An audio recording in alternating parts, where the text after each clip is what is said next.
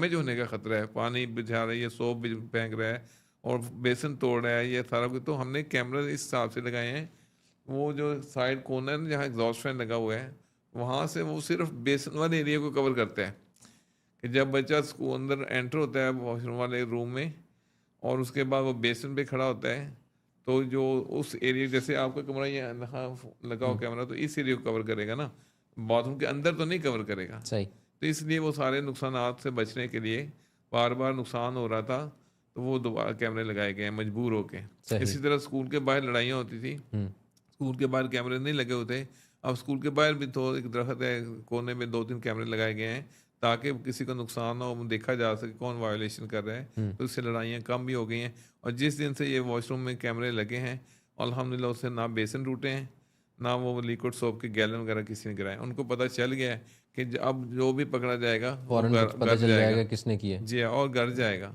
सही। वो स्कूल में नहीं रहेगा। स्कूल प्रॉपर्टी को जो डैमेज करेगा वो फिर घर पे ही रहेगा। जी।